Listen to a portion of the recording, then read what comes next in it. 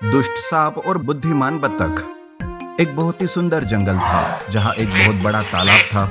उस तालाब में एक बत्तखों का झुंड रहता था। वहाँ एक सोनी नाम की मादा बत्तख रहती थी। एक दिन सोनी ने 2 अंडे दिए। सोनी अपने दोनों अंडों को देखकर बहुत खुश थी। वो अपने अंडों का खास ख्याल रखती थी। उसी तालाब से दूर एक बिल में एक सांप रहता था। वो बत्तखों के अंडों पर नजर रखता था। अरे, इन अंडों से बच्चे कब बाहर आएंगे? इंतजार की ये घड़ियां पता नहीं कब दूर होगी और कब अंडों को निगल जाऊंगा। ऐसे ही कुछ दिन बीत जाते हैं और आखिरकार उन अंडों से बच्चे बाहर आते हैं। सोनी उन्हें देखकर बहुत खुश हो जाती है। मेरे प्यारे बच्चे, मैं माँ बन गई। अब तो मैं मेरे बच्चों को किसी बात की कोई कमी नहीं होने दूंगी। सोनी बच्चों को प्यार कर रही थी। तभी दूर से सांप भी बच्चों को देख रहा था। अरे वाह, कितने ताजे ताजे बच्चे हैं। इन्हें खाकर तो बड़ा ही मजा आएगा। बस किसी तरह से सोनी वहां से चली जाए। सोनी बच्चों के पास दिन भर रहती थी। अब उसे भी भूख लगने लगती है। अरे, बच्चों के ख्याल में मैंने खाना भी नहीं खाया और अब तो भूख सहन भी नहीं हो रही है। मेरे प्यारे बच्चों, मैं अभी खाना खाकर आती हूँ। तब सोनी बच्चों को वहां अकेला छोड़कर चली जाती है। सांप भी इसी मौके की तलाश में था कि कब सोनी बच्चों को अकेला छोड़कर चली जाएगी। सोनी के दूर जाने पर सांप बहुत खुश हो गया। चेहरे पर मुस्कान और आंखों में भूख लिए हुए वो बच्चों के पास आया। समय ना बिताते हुए उसने एक बच्चे को निगल लिया। ऐसा कहकर उसने दूसरे बच्चे को भी निगल लिया। फिर सांप वहां से अपने बिल में तुरंत चला गया। सोनी खाना लेकर वापस आई तो उसने अपने बच्चों को ना देखकर चौंक गई। अरे अरे, मेरे बच्चे कहाँ चले गए? उन्हें तो चलना फिरना भी नहीं आता, फिर वो कहाँ चले गए? ऐसा सोचकर सोनी बच्चों को इधर उधर ढूंढने लगती है, पर उसे उसके बच्चे नहीं मिलते। वो रोते हुए तालाब किनारे बैठ जाती है। तभी वहां एक मछली आती है। रो मत सोनी, जो हुआ उसे भूल जाओ और अपने जीवन में आगे बढ़ो। सोनी जैसे तैसे खुद को संभालती है। कुछ दिन गुजर जाते हैं। सोनी फिर से 2 अंडे देती है। इस बार वो हर पल अंडों के साथ ही बिताती है। लेकिन एक दिन सोनी अंडों के साथ सो गई थी। तभी वहां वो सांप आता है। सांप की आहट से सोनी भी जाग जाती है। देखो सांप, मेरे अंडों से दूर रहो। इन्हें कोई भी नुकसान मत पहुंचाओ, नहीं तो तुम्हारी खैर नहीं।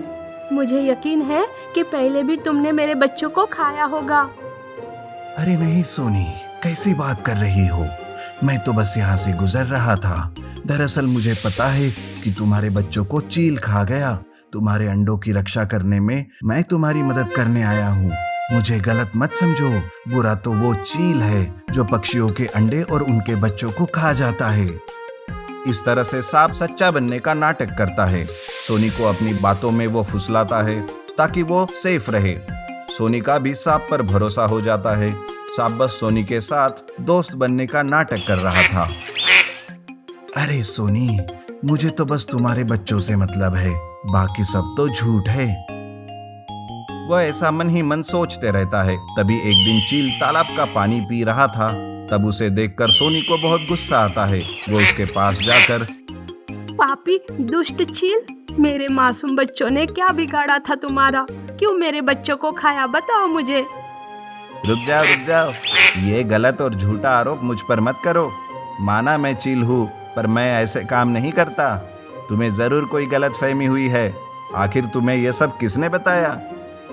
अब इतना अच्छा बनने का नाटक मत करो, सांप ने मुझे सब बता दिया है। चील ये सुनकर हैरान हो जाता है। अब चील सांप पर नजर रखने लगता है। वो देखता है कि सांप पक्षियों के अंडों से बच्चे आने तक का इंतजार करता है और बाद में उन बच्चों को ही खा जाता है, क्योंकि उसे अंडे नहीं बल्कि बच्चे खाना पसंद है। अच्छा, तो ये बात है। ये बात मुझे सोनी को बतानी होगी, नहीं तो वो दुष्ट सांप उसके बच्चे फिर से खा लेगा। तब चील तुरंत सोनी के पास जाता है और उसे सारी सच्चाई बता देता है। पर सोनी को चील पर भरोसा नहीं आता। तब चील, ठीक है, फिर चलो मेरे साथ, मैं तुम्हें उस सांप का असली चेहरा दिखाता हूँ। चील सोनी को दूसरे चिड़िया के घोंसले को दिखाता है। सांप चिड़िया के बच्चे को खा रहा था। ये सब देखकर सोनी का दिल घबरा जाता है। इसका मतलब ये सांप मेरे साथ नाटक कर रहा था ताकि वो आगे चलकर आसानी से मेरे बच्चों को खाए। ये सांप बहुत ही दुष्ट है। चिल भाई, मुझे और मेरे बच्चों को इस दुष्ट सांप से बचा लो।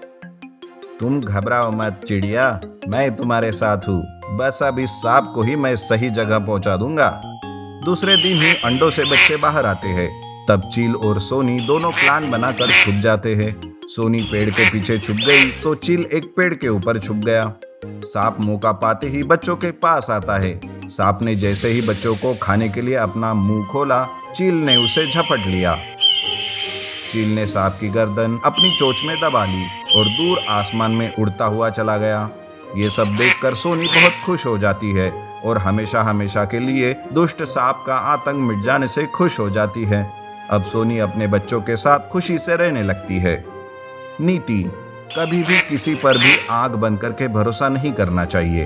कभी कभी ऐसे लोग ही हमें धोखा देते हैं, इसलिए संभल कर रहना चाहिए।